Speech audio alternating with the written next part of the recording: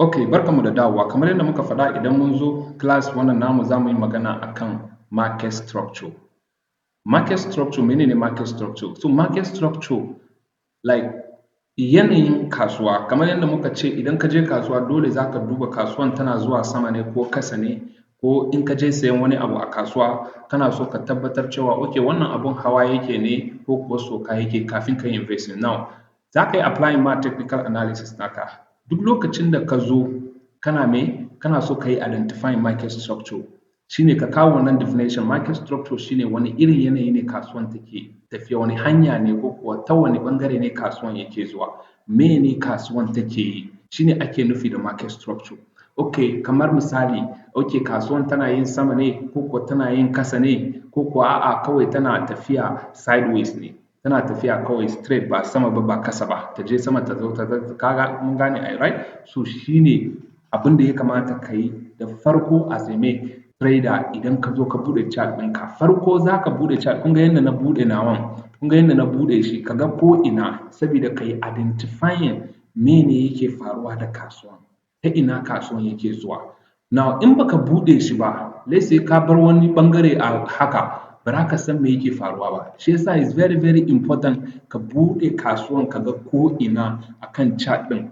Like in na ce ko ina kuma ba wai ka je abubuwan da suka yi ta faruwa ta baya can ba, no, just recent abubuwan da suka faru, ko ba haka ba ne. Let's say depends on kai wani irin trader ne. Mun san muna da day trader, swing trade and then scalpers. So depends on kai wani irin trader ne, shine za ka yi focusing akan me hakan ne zai determine wani level za ka yi focusing akai a technical analysis. Now kamar yadda muka faɗa, market structure, muna da types of market structure, right? Muna da types of market structure. Muna da me? Muna da uptrend, muna da downtrend, sannan kuma muna da consolidating market, right?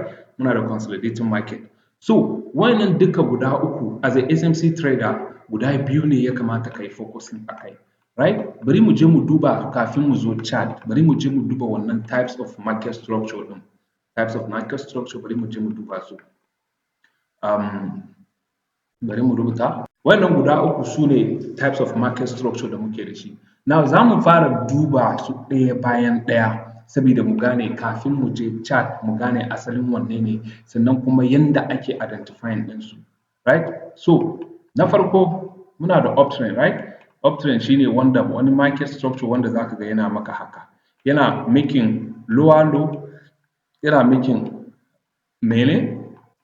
Lower highs, lower low, sorry, higher highs, higher low, right? Shine uptrend, right? Higher highs, higher lows, shine uptrend. Muna da higher high, right? Muna da higher lows. Ko ba haka bane, muna da higher high, muna da higher low. So shine wannan me uptrend. Downtrend kuma sannan kuma muna da ranging market, right? Muna da ranging market kamar haka. Let me haɗa su gaba ɗaya a wuri ɗaya. Yanzu wannan shine ranging market. Ranging market ko consolidating market shine wani abu kamar haka. Sannan kuma muna da downtrend. Downtrend kuma shine wani abu da zamu gani haka a kasuwa, right? Yana making lower low, lower highs, lower low, lower highs, right? Lower low, lower highs, lower low, lower highs. Now wannan shine me downtrend. So muna da me anan ranging market. Da tun daga nan. Now akwai abin da nake so mu gane. Wannan shine ranging market. Wannan ranging market wannan kai as a SMC trader baka da problem da shi. We don't trade ranging market. Sai in ka change strategy ka, but as a SMC trader we don't trade based on strategy da zan koya mana a wannan videos din. Ba mu damuwa da me ranging market. Ranging market duk inda muka yi ranging market muna avoiding din shi. So we don't want ranging market. Now let's start by identifying, tunda mun gane cewa muna da uptrend wanda yake making higher highs, higher lows, muna da ranging market, muna da downtrend. Now downtrend kuma yana making lower lows, lower highs, lower low, lower highs shine downtrend din mu. Now mun ce bamu da case da bamu da case da wayannan gaba ɗaya ranging market din. So now let's focus on, farko bari mu yi focusing akan uptrend ko kuwa bari mu yi focusing akan downtrend, right? Bari mu yi focusing farko akan downtrend. Bari mu yi focusing akan downtrend. Okay, now downtrend. Ya za mu yi identifying downtrend? Now, farko kamar yadda na gaya muku, muna da advanced market structure da kuma mai basic market structure. So advanced market structure shine wanda za ka zo ka gan shi haka, right? Sorry, haka, haka, right? Za ku gan shi haka. Now, shine mai basic, sorry, wannan ne basic market structure. Wannan basic market structure, right? Bari mu rubuta shi a nan. Basics market structure.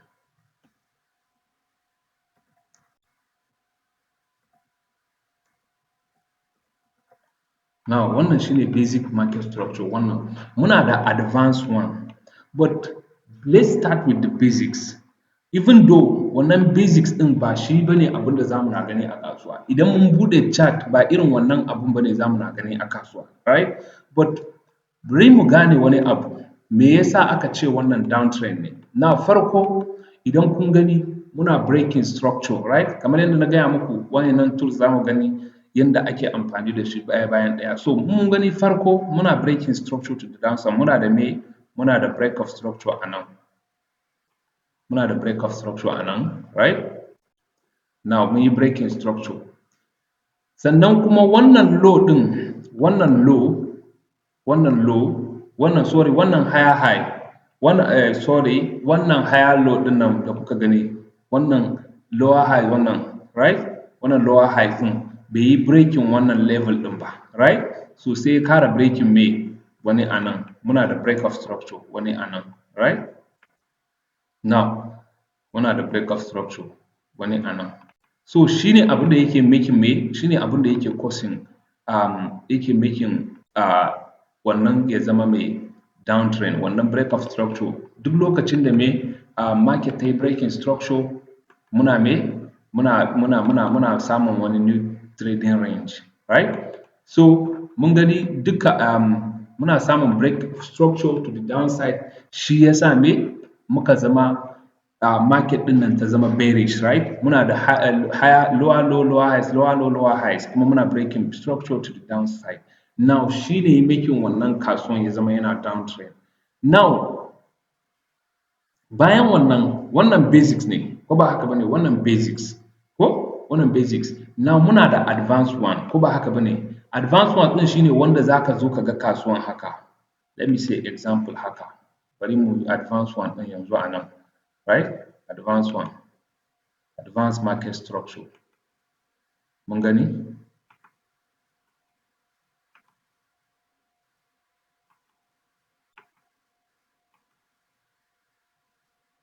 Wannan shine advanced one, right? Za ka ga wani abu haka.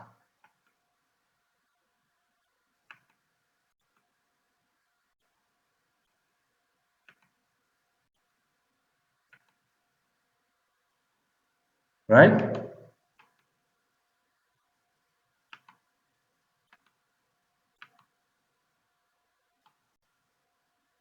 Wannan shine advanced, sorry, advanced market structure.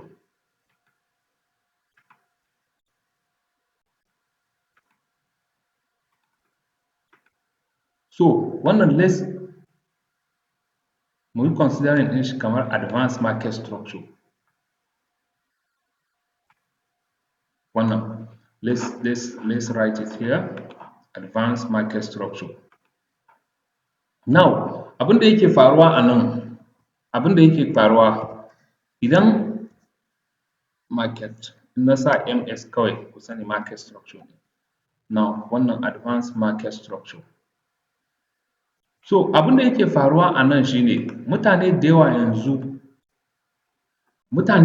yanzu a nan mun gani price yana waƴansu rikici, za ka gane ba za ka gane wanne ne down wanne ne up ba. So identifying na wannan yanzu yana ba wa waƴansu wahala, right? So but a nan farko abin da ya kamata ka duba shine lowest point da market ta yi making kafin ta yi causing mai ta yi pull back, shine lowest point namu da market ta yi me? Ta zo kafin ta yi samu pullback kafin mu juya ko ba haka bane, so shine za ka yi mapping out duk lokacin da kasuwa ta yi me ta yi breaking duka wayannan abubuwan da suke ciki din suna within that trading range namu za mu zo mu yi magana a kai, but za ka yi mapping out lowest point a downtrend kenan, lowest point da kasuwa ta je kafin ta yi making pullback ko ba haka bane, shine wannan swing low ɗinka wanda kana jiran market ta yi breaking kafin me kafin ka samu mai break of structure. Yanzu a nan kuna gani gashi nan wannan shi ma shine lowest point da market ta yi breaking, right? So mene mun samu break of structure ko ba haka ba. Now another one gashi nan a nan shine lowest point ɗinmu, right? Mun samu break of structure, right? Shine sai kuma wannan last one ɗin lowest point da kasuwa ta yi making shine mun samu break of structure a nan. Now a wani abu a nan da nake so ku gane, idan kun gani yanzu wannan ɗin wannan da wannan daban-daban ne, wannan ba wannan choppy movement ɗin, wannan ba wannan choppy movement a tsakiya ɗin, wannan kuma akwai wannan mai choppy movement kasuwa ta yi ta je da dawa kafin ta zo ta yi breaking structure. Now wayansu yanzu kamar wani yanzu in ya gani a ciki wannan yanzu misali muka samu wani change of character, za ka ga me wani zai ce ai mun samu me change of character kasuwa za ta yi me kasuwa za ta yi up, right? So now kafin ka samu change of character kana da trading range, kafin ka samu change of character sai last high ɗinka da kasuwa ta yi making kamar yanzu wannan a nan, wannan high yanzu daga nan wurin wannan wurin sai in kasuwa ta yi breaking because wannan wurin shine highest point da kasuwa ta je kafin ta yi crossing me kafin ta zo ta yi breaking wannan structure ɗin. So kafin ka samu change of character wannan area ɗin dole has to be broken, like wannan wurin dole ne sai kasuwa ta yi mai breaking with full body closure kafin ka samu mai wani abun da muke kira change of character. But once muna wannan area yanzu muna nan a wannan a kasan wannan level ɗin har yanzu muna me muna downtrend, right? So abin da nake nufi a nan shine trading range shine kamar misali daga nan zuwa ina zuwa nan shine trading range naka na farko.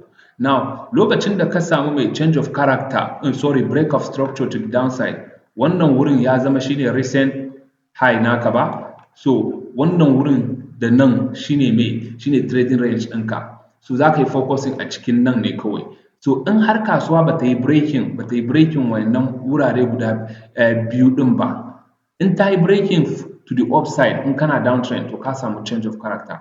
Zan ba da misali. Now let's say for example let me delete this one inda mun gama gane wannan basics ɗin.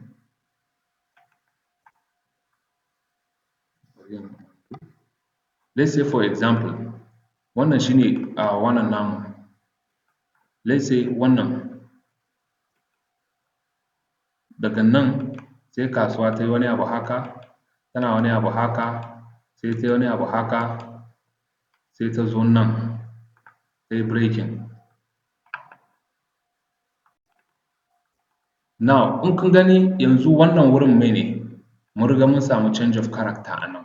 Why? Because highest point ɗinmu yanzu wayansu za su yi tunanin cewa wannan wurin shine idan market ta yi breaking shine change of character mu. No, ba shi bane. Okay, yeah, sorry, nan ne, ku yi haƙuri. Nan ne wannan recent high namu da market ta yi breaking kafin muka samu wannan. Sorry. Now wannan shine wurin da market ta yi breaking. Now a nan ka samu change of character. So sai kuma ga swing lows naka a nan, right? Bari in adjusting mu gani mai kyau very clear. Now wannan change of characters naka ka dole ka same shi da body closure, like dole ka samu body closure a sama kafin ya zama maka valid change of character. You understand? Ba wai kawai dan week ya fita ba, in week ya fita ne zai zama liquidity sweep. Dole ka samu body closure, wanda abinda nake nufi da body closure candlestick da zai zo breaking din ya closing above this your level wannan swing wannan high naka, ka samu body closure haka a sama kafin ya zama valid change of character. Amma in dai week ne ya fita, for example kawai week ya zo nan haka ya fita, kawai ya fita haka, right? To wannan ba change of character ba ne, wannan liquidity sweep ne, right? Ba mu considering ɗin shi change of character.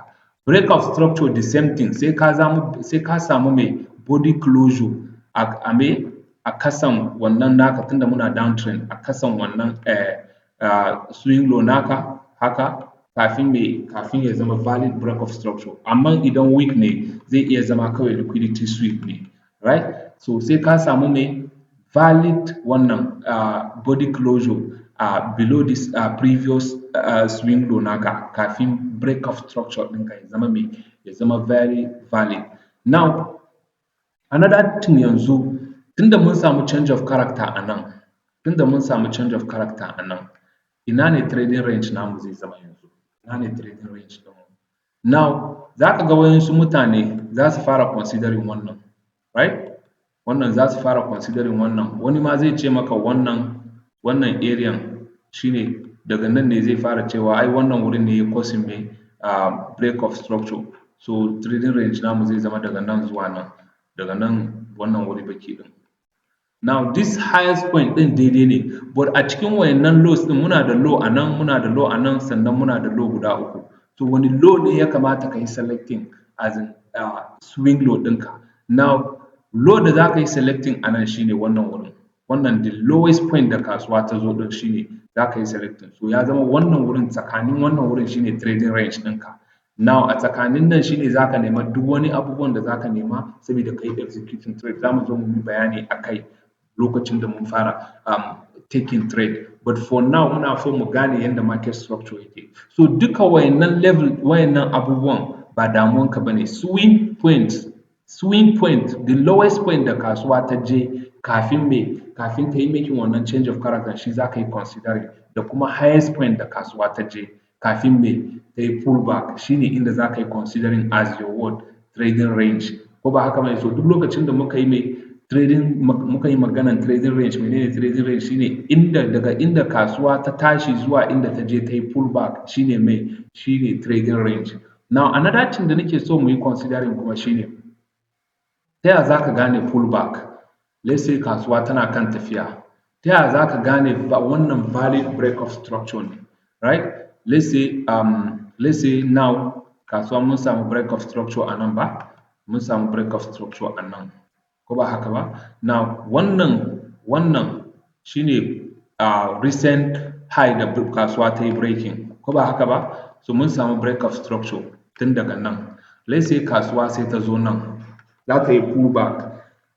Now for you to have like wannan, let's say for example wannan break of structure muka samu, kafin mu samu pullback sai kasuwa ta zo ta yi trading, ko ba? Ta zo ta shiga wannan level ɗin kasa da previous swing.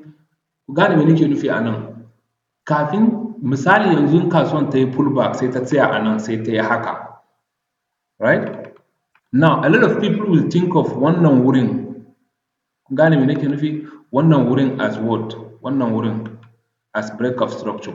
Now in har kasuwan ta yi haka, this one is not break of structure, wannan wurin ba break of structure ba ne. Why? Me yasa? Saboda kasuwa ba ta zo ta yi trading below this area ba, below wannan area mu, wannan zone namu, previous high da muka yi breaking, muka yi breaking wannan structure din, kasuwa ba ta yi trading below ba. And another confirmation kuma for you to confirm cewa okay wannan valid break of structure ne, by using Fibonacci retracement. Za mu zo mu yi magana a kai. So but in har kasuwa ba ta zo 50%, below 50% discount area ba, that means har yanzu ba ta zo ta yi picking orders na mutane na wanda suke wannan zone ɗin ba, ta zo ta yi picking ba. So this one now is not a valid word, this one is not a valid break of structure. Why? Because bai trading below wannan, bai zo kasan wannan previous swing low nan ba. So kafin kasuwa ya zama break of structure valid, shine sai ta pullback ɗin ta shigo nan, right? Pullback ɗin ta shigo nan, shigo wannan level ɗin, right? Pullback ɗin ta shigo wannan level ɗin, pullback ɗin ta shigo wannan level, wannan below this wannan previous break of structure mu ɗin, previous break of structure. Kasuwa ta yi pullback ɗin shi, ko kuwa in kana amfani da me Fibonacci, kamar yadda na faɗa za ka auna Fibonacci daga swing low zuwa swing high kafin mene sai ka gani ok kasuwan ta zo kasa da 50% Fibonacci level ne. In ta zo kasa da 50% Fibonacci level, that means in ta yi causing wani break of structure is valid, but muddin ba ta zo kasa da 50% ba is not valid. Maganan gaskiya yanda valid break of structure yake, saboda akwai orders na mutane a nan, so kasuwa za ta nema ta zo ta yi picking. So in ba ta zo ta yi picking ba ta juya, so that means you don't have any valid break of structure. But for this now, tunda kasuwan ta zo ta yi picking na orders na mutane a nan, now we have valid break of structure. Previously wannan shine trading range mu daga nan zuwa wancan wurin, but now we will shift it, ko ba haka bane, we will shift it zuwa nan area, yanzu shine trading range mu, right? Daga nan zuwa wannan level ɗin kuma shine trading range mu, wannan yanzu daga nan zuwa nan shine trading range mu. Now we focus on this area saboda mu yi executing trade mu, and that's how it is for you to identify valid break of structure. Valid break of structure kamar yadda na faɗa, sai kasuwa ta zo ta yi trading below ko kuwa within below 50% ko above. In kana uptrend above 15%, in kana downtrend in kana uptrend below 50%, in kana downtrend above 50%, kafin ka samu mai valid break of structure, right? So shine yanda ake identifying market structure. So as you can see, a nan muna da me, muna da advance. Wannan shine advance din, because kasuwan ba kullum bane za ta dinga maka making wayannan abubuwan da mentors naku suke koya muku cewa a up down, ba shi bane. Dole kasuwa za ta yi wayansu movement daban-daban kafin nan ta zo ta yi me, kafin ta zo ta yi breaking na structure. Ba wai kawai in ta tashi straight za ta tafi ta yi breaking structure ba, sai ta yi wayansu movement. So your job is to identify the swing point kamar the lowest point da kasuwa ta je da kuma highest point da kasuwa ta je, shine inda za ka yi identifying. A duk lokacin da aka samu breaking na wannan levels din, so ka samu break of structure ko change of character. Bari in kara misali haka, ko ba haka bane, da muka tashi haka da kasuwa ta zo nan,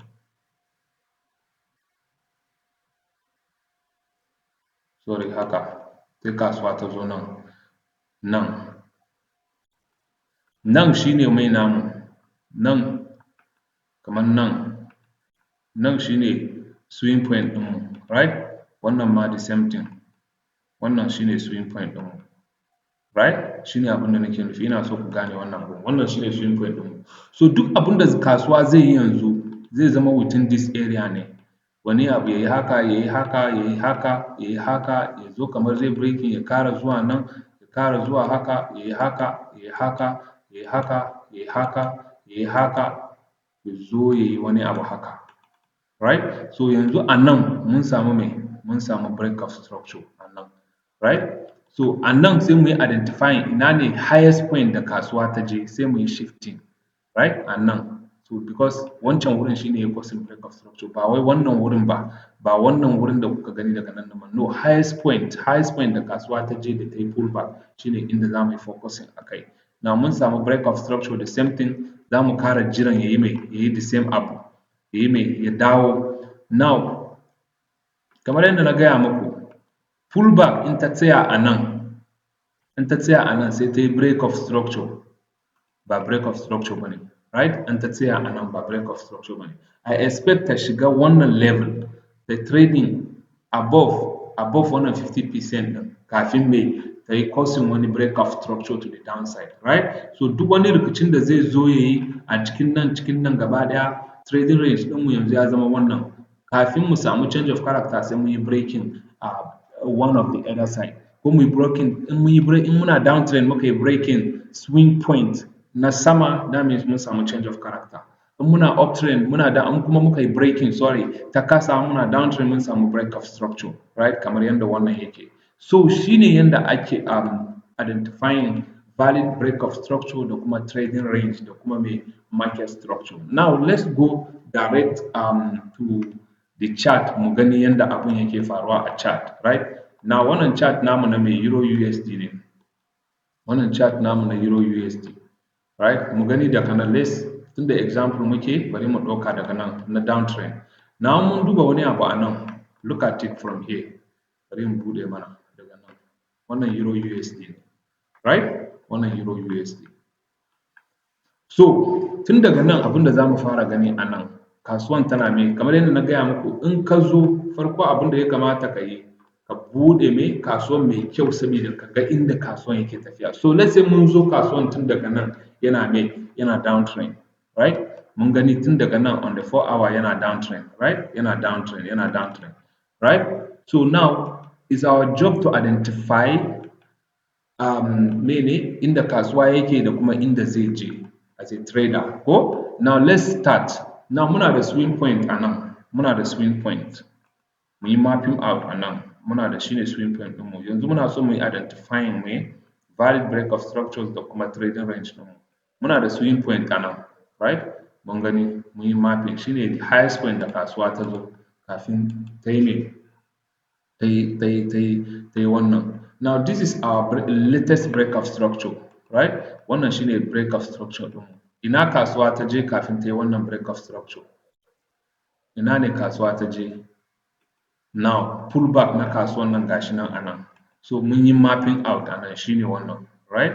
Mun yi mapping out a nan shine wannan yanzu.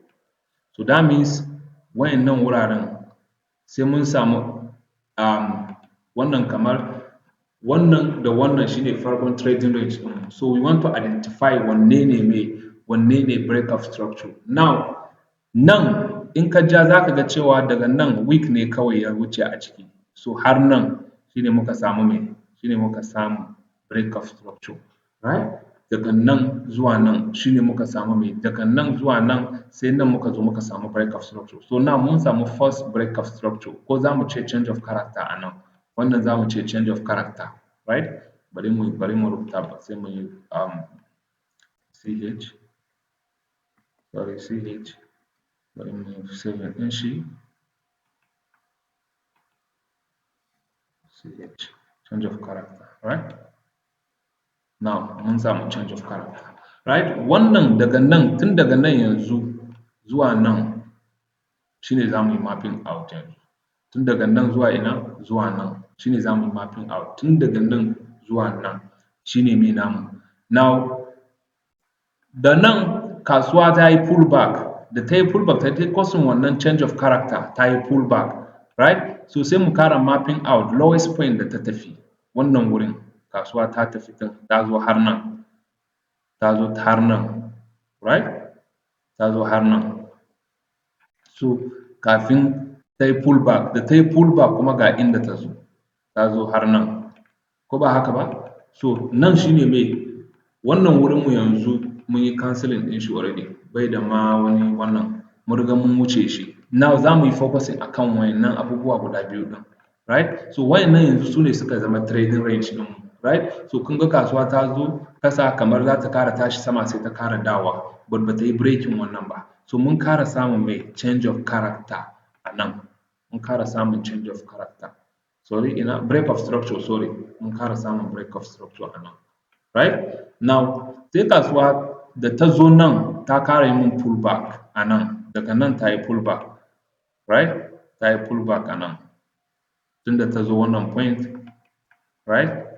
Ba ta dawo ba, ga swing wannan namu. Now duk abin da zai faru kamar yadda na gaya muku, idan ba either side ɗin ya yi breaking ba har yanzu muna within our trading range. So idan mun ja daga nan kuma za mu ga me? Za mu ga kasuwa ta yi me? Ta yi causing na change of character. Na yi wannan fa change of character.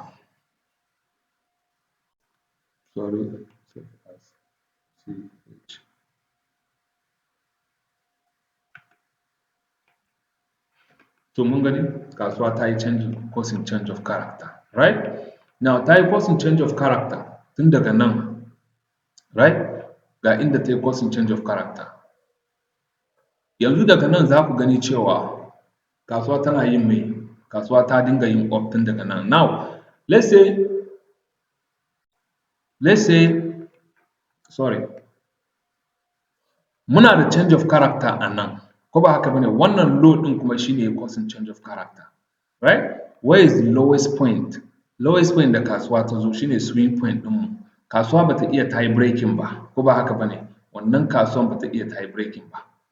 Now ta yi pushing kasuwan ta yi mai, kasuwan ta yi pushing ta zo ta yi mai causing mana change of character nan, ta yi taking out highest wannan namu, highest point namu da kasuwa ta zo kafin causing wannan change of character.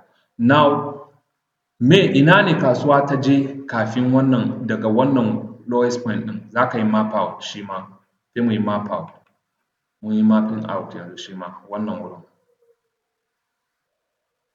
wannan wurin, wannan wurin. So that means daga nan zuwa nan shine trading range ɗinmu. But in this case muna da wani abun da yake faruwa a nan. Now, if at all kasuwa ba ta yi trading ina pullback ɗamu, ba ta zo ta yi trading below 50% na wannan level ɗin, daga nan level za mu yi amfani da me? Za mu yi amfani da Fibonacci. Dole ne yanzu kun gani kasuwa tana retracing back, za ta yi retracing ta zo ta yi trade below 50% level na wannan Fibonacci wannan level. So, but a lot of things has been happening a nan. But if you look at it, ya faru ne tsakanin mai trading range ɗinmu. Ya faru ne tsakanin trading range ɗinmu. That's why it's important you identify what? Trading range. You understand? Dole ne ka fahimci trading range ɗinka. Now za mu zo mu yi magana a kai.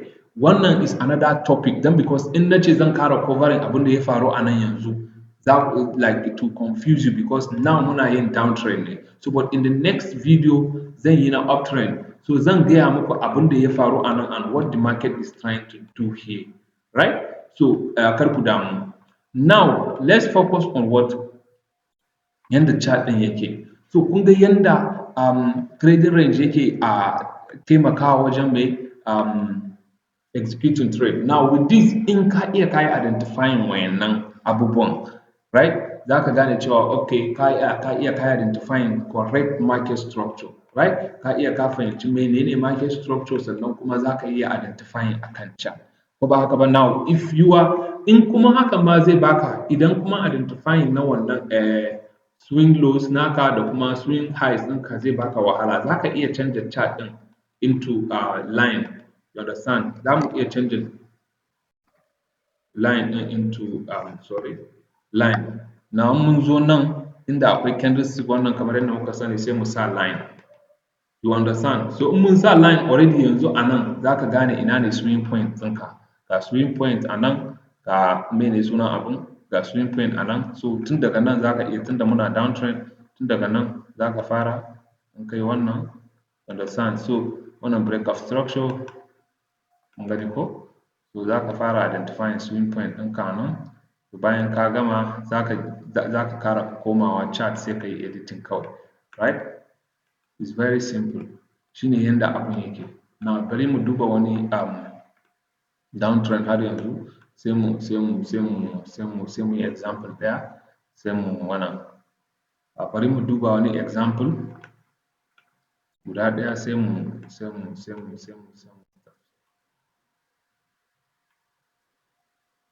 kawo shi candles. Understand? Kawai in ka goma za ka yi adjusting nasu, ka koma za ka yi adjusting nasu. That's how it is. So bari mu je mu duba example guda ɗaya yanzu. Bari mu je mu duba example guda ɗaya na downtrend ko? Let me see a nan ma kamar akwai downtrend.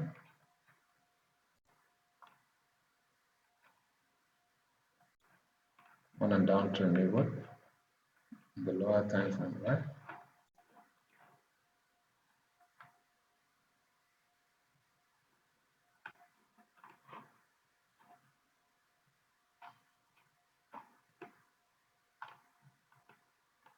So ga wani downtrend a nan. wannan shine me, bari mu fara tun daga nan.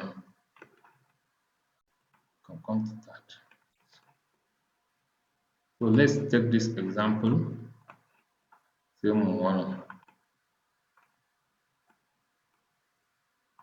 Now, bari mu ɗauki wannan example. Now, idan mun gani a nan muna ta course na me, bari mu duba. So, ga wani example na me downtrend kuma. Ga wani example na downtrend yadda za ka yi identifying a downtrend ɗinka, structure ɗinka a nan. Now, let's say for example, mun ga wannan abun a nan. Mun ga break of structure a nan, right? Mun ga break of structure, we expect market ɗin za ta yi me, za ta ci gaba da zuwa me, sama. But then muna da wannan high ɗin yanzu, shine protected high namu yanzu a haka, wannan level ɗin, right? Mun sa shi.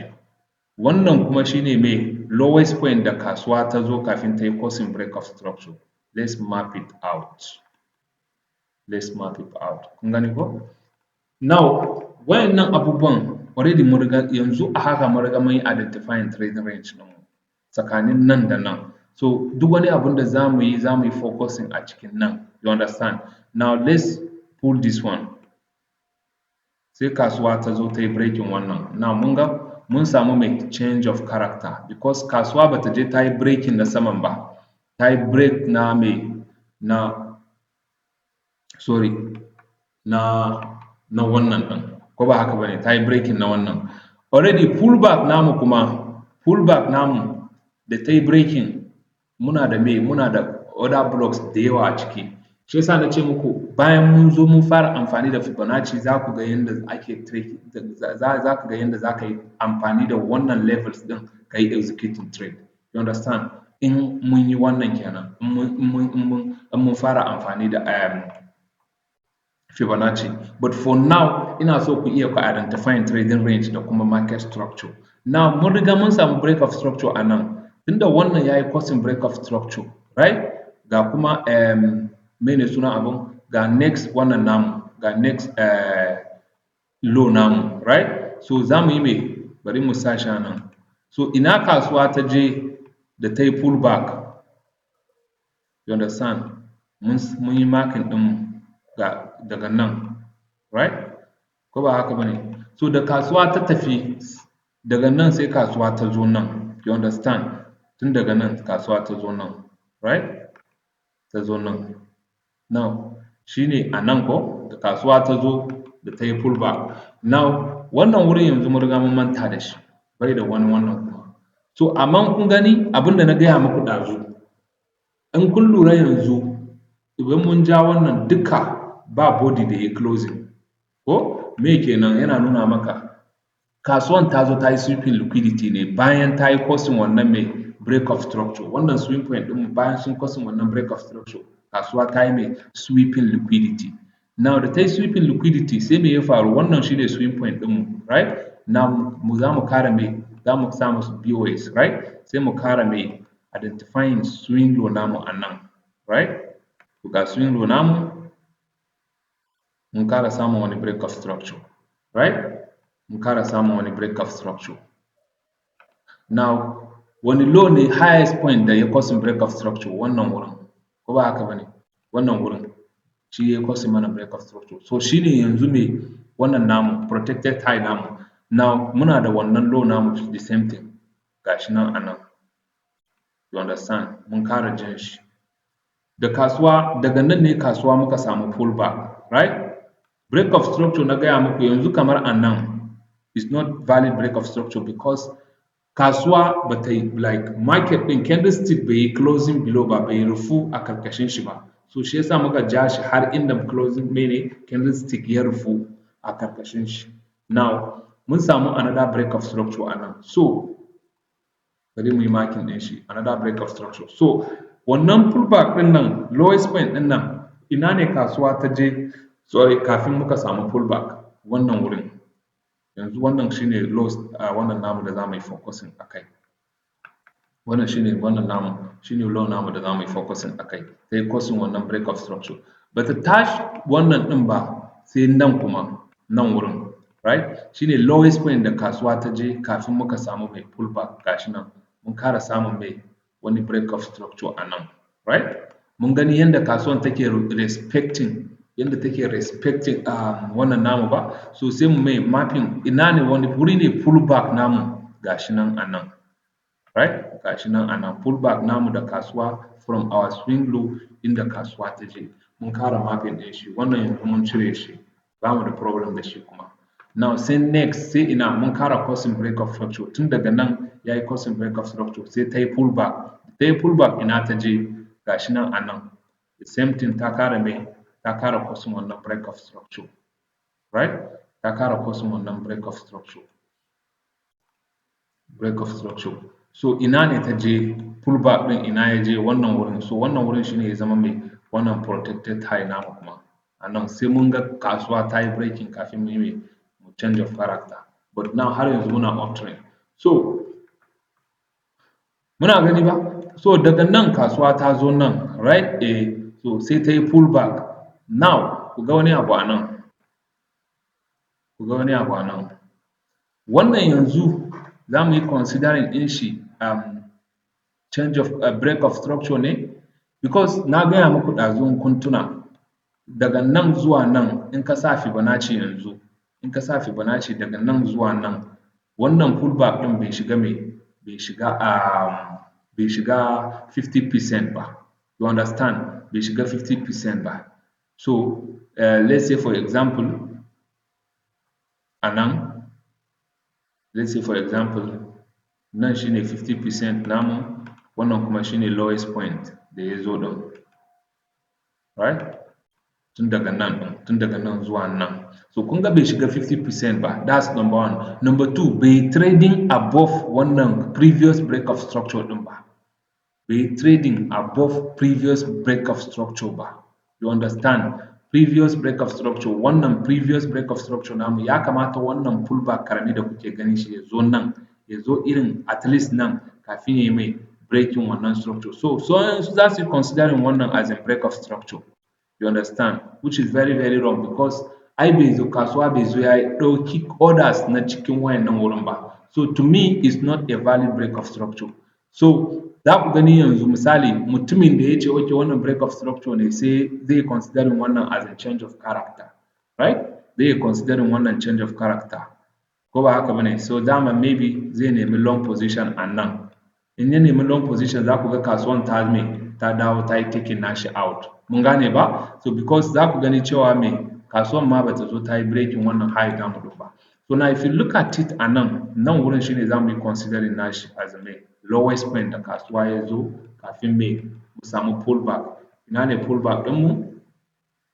Ina ne pullback namu ya tsaya? Shine wannan wurin. So you can see that har yanzu muna downtrend, right? So tun daga nan kuma muka samu wannan wurin, right? Muka samu wannan break of structure, right? Mun samu break of structure a nan, muna gani? Da muka samu break of structure kasuwa ta yi ta zo har da muka samu break of structure tun daga nan, now kasuwa ta yi trading below this place ne, mu ga wani abu a nan, bari in zoom out please. Wannan shine previous break of structure, right? Previous break of structure. Ga inda ta je kuma da ta yi causing break of structure, wannan wurin, right? Wannan wurin. So that means sai ta yi pullback ko? Yes, da ta yi pullback ina ta je? Ta zo nan, shine highest point. So ta yi trading above wannan previous wannan namu, yes ta yi.